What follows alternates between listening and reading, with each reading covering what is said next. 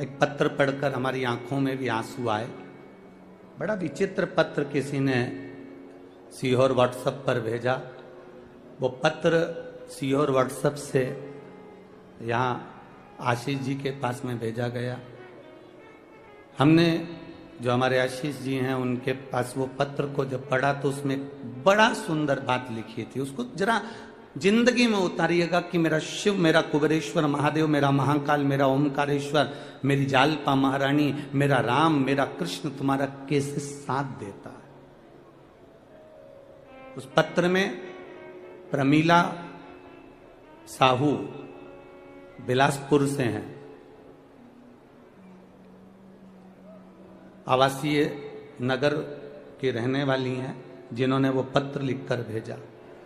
उन्होंने लिखकर भेजा, गुरुजी मैं अपनी सारे परिवार सहेली के साथ में कुबेरेश्वर धाम कावड़ चढ़ाने के लिए आई।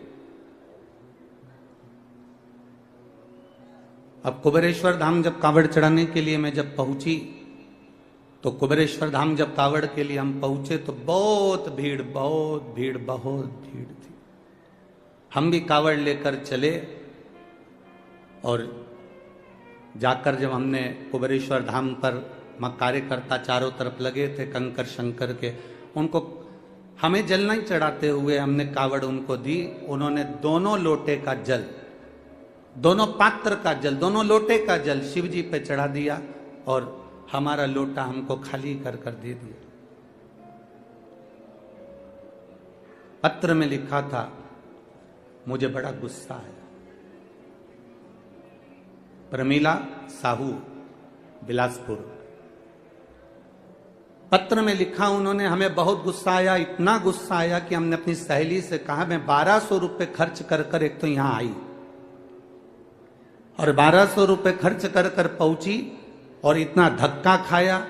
इतना धक्का खाने के बाद बाबा को जल चढ़ाया और जल चढ़ाने के बाद वो सीहोर वाला महाराज ने कहा था, गुरुजी ने कहा था कि एक लोटे का थोड़ा सा जल अपने घर लेकर जाना और उसको अपने परिंदे के पास, अंडे के पास एक कटोरी में उसको चढ़ाना था। पर मेरा तो पूरा जल वहां चढ़ गया, अब मेरे को जल नहीं मिला, मेरा तो 1200 रुपए खर्च हो गए। इतना मेहनत करी, इतनी दूर से आई, इतनी तकलीफ भोगी और इतना मेला ठेला में पहुंची, उसके बाद भी मुझे जल नहीं मिला। और वो गुस्सा होकर दोनों लोटे को वहीं पर पटक कर, गुरुजी मैं वहीं पर पटक कर और डंडा भी वहीं पटक कर और मैं स्टेशन चली गई। स्टेशन गई मेरी सहेलियों के साथ में अपनी गाड़ी में, ट्रेन में, जिसका रिजर्वेशन करा के आई थी, बैठ गई। ट्रेन में जैसे ही चढ़ते से ही एक लड़का त्रिपुंड लगाया हुआ जिसके हाथ में एक झोला था, वो झोला देकर मेरे को कहता है, बहन जी इसको पकड़ लो, मैं 2 मिनट अपने लड़के को ऊपर चढ़ा लूं, फिर मैं ये झोला ले लेता हूं। वो झोला पकड़ा कर नीचे लड़के को लेने गया और वो आया ही नहीं और ट्रेन चल दी। अब वो झोले की चिंता, पहले से ही तो हम इतने परेशान, ऊपर से वो झोला दे गया।